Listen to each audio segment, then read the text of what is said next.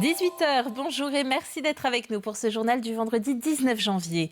Au sommaire de cette édition, 5% d'augmentation du prix de l'eau en Vendée au 1er janvier.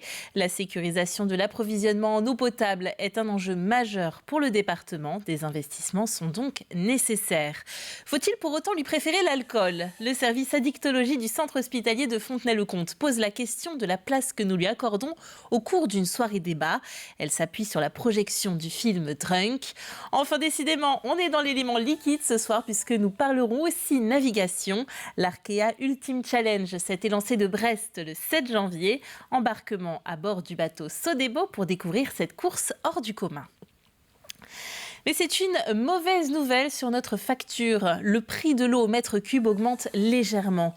Avec les périodes de sécheresse devenues récurrentes, les techniques d'approvisionnement en eau doivent se développer, d'où la nécessité d'investissement.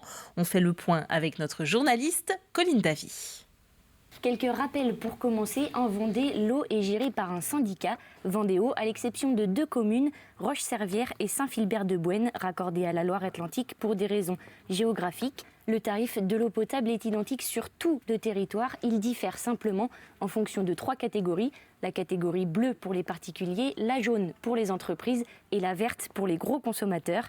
Et le prix de l'eau, c'est un abonnement. Il est basé d'abord sur des charges fixes pour le fonctionnement et l'investissement. À cela s'ajoute un prix d'eau consommée au mètre cube, basé là encore sur sa catégorie, sauf en période estivale où il est identique pour tout le monde. Pour les particuliers, le prix est actuellement d'1,17 € par mètre cube d'eau consommée. Celui-ci vient d'augmenter et voici pourquoi. Nous subissons, comme tout un chacun, de l'inflation. Inflation sur l'énergie. Nous consommons énormément d'énergie avec nos moteurs, avec nos barrages, nos usines de production, nos pompes qui fonctionnent 24 heures sur 24. Nous avons multiplié par 2 les investissements réalisés sur notre patrimoine. Et quand vous ajoutez ces deux, un besoin de 4,5 millions d'euros par rapport à l'hyperinflation, un besoin de 90 millions d'euros aujourd'hui, il nous faut faire évoluer la recette vis-à-vis de nos usagers. L'an dernier, la Chambre régionale des comptes a publié un rapport d'observation. On apprend dans celui-ci que 0,2% des plus gros consommateurs absorbent 21% de l'eau potable. Or, si leur abonnement est plus cher, le prix d'un mètre cube d'eau consommée est moins cher. Selon la Chambre, cela ne les incite pas à réduire leur consommation, mais Vendéo tient à remédier à cela. Dans le même temps, nous avons travaillé sur ce besoin de recettes. Nous avons également travaillé sur la refondation de cette grille tarifaire et nous en sommes arrivés à la conclusion que progressivement, sur 5 ans, ces tarifs entre guillemets d'exception pour les gros consommateurs allaient disparaître pour rejoindre le tarif de l'ensemble des usagers vendéens. Pour en revenir aux particuliers, ce même rapport explique que les financements d'investissements liés à la raréfaction de la ressource ont été anticipés. Il faut compter 36 millions d'euros par an pour le renouvellement des réseaux et 12 millions d'euros par an pour l'investissement pur, ce qui comprend notamment le programme Jourdain. C'est grâce à cette anticipation que l'augmentation du prix est faible. Selon Jackie Dallet, en fin d'année, la facture ne devrait pas augmenter de plus de 10 €. Merci Colline Davy. Parlons de l'Île-Dieu où se tiendra ce dimanche le second tour des élections. Il s'agit d'élire un nouveau conseiller départemental pour représenter le canton au conseil départemental aux côtés de Carole Chariot. Et ce, après le décès de Bruno Noury, survenu le 24 septembre, et la démission de son suppléant Emmanuel Maillard. Carole Chariot a été élue maire le 16 octobre et demeure jusque-là conseillère départementale. Il surfe sur la vague du Dry January, le fameux mois de janvier sans alcool. Le service addictologie du centre hospitalier de Fontenay-le-Comte et le CPTS Sud-Vendée proposent une soirée débat autour du film Drunk, sorti en 2020. À l'issue de la projection, un échange sera proposé autour de la thématique « Quelle place prend l'alcool dans nos vies ?»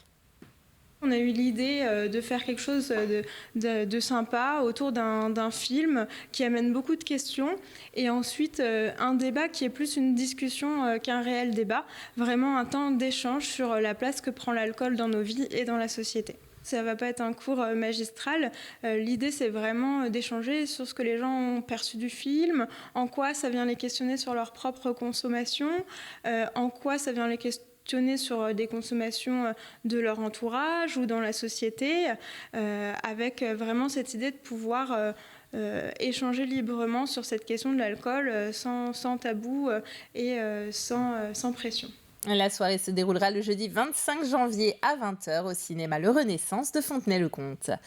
Parmi les rendez-vous sportifs du week-end, il y aura un match comptant pour la 13e journée de Fédéral 2 de rugby ce dimanche à La Roche-sur-Yon. Le FCY va recevoir Trignac. Les deux équipes positionnées dans les bas du classement luttent pour leur maintien dans ce championnat. C'est donc un match capital pour ces deux formations qui se sont souvent affrontées les saisons précédentes. Les joueurs lyonnais comptent bien confirmer leur victoire obtenue le week-end dernier sur le terrain de Poitiers. C'est une équipe qu'on connaît très très bien. C'est une équipe qui a des grosses valeurs sur l'engagement, sur l'intensité, sur des valeurs très très fortes dans la dimension physique.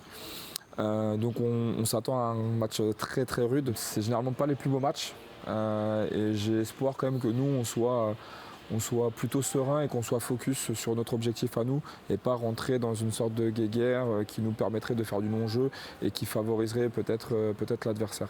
Donc ça va être notre objectif à nous de rester vraiment focus sur nous. Extrait de l'entretien de 85 chronos à retrouver en intégralité sur notre site internet.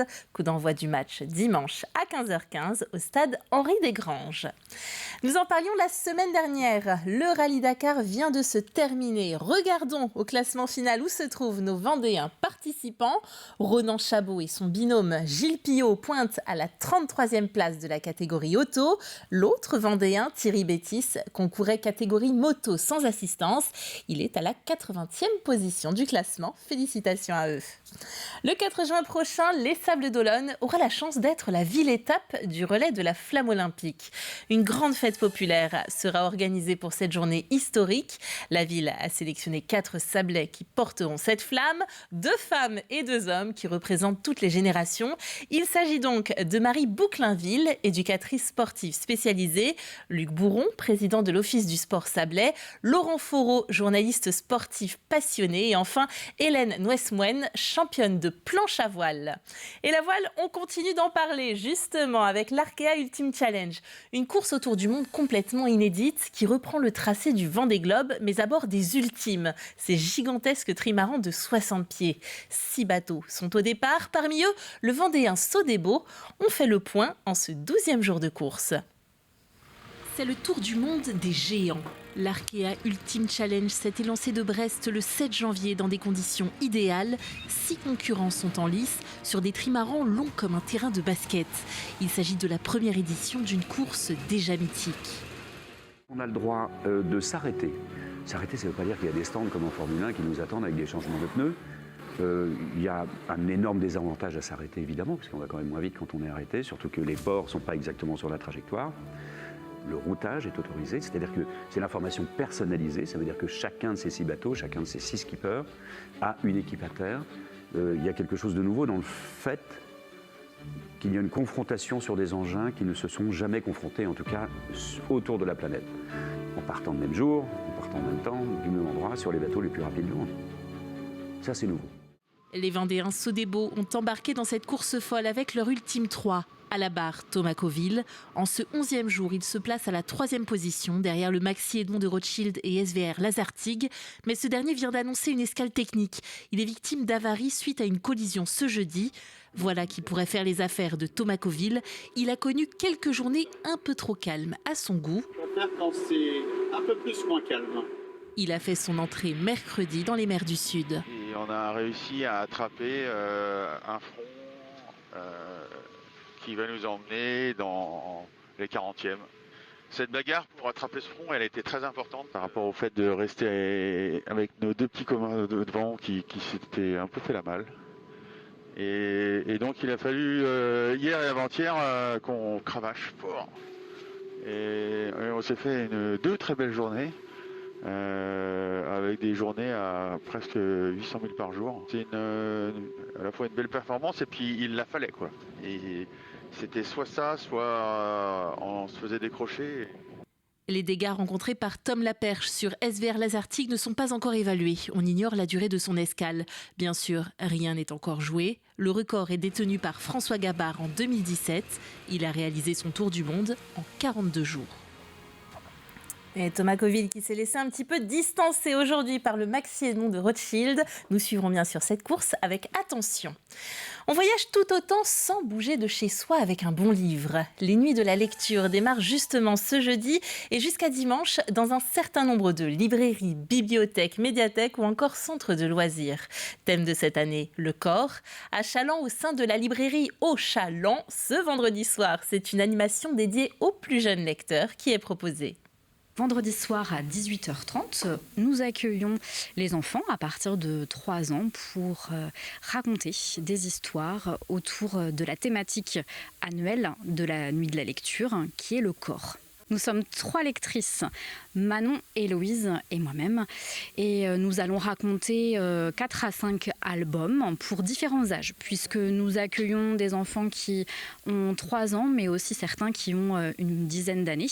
Donc on racontera des albums courts et puis d'autres un petit peu plus longs pour plaire à tout le monde, pour qu'il y en ait pour tous les goûts. Et le programme complet des événements organisés est à retrouver sur le site internet nuitdelalecture.fr.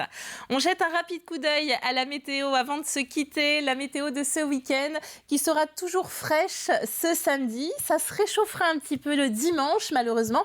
Du coup, on verra moins le soleil puisque ce sera couvert. Et alors le lundi, vous le voyez, nous aurons même carrément de la pluie. Il faut savoir ce qu'on veut. Soit c'est du froid, soit c'est de la pluie. Et voilà, c'est la fin de ce journal. Merci de l'avoir suivi avec nous.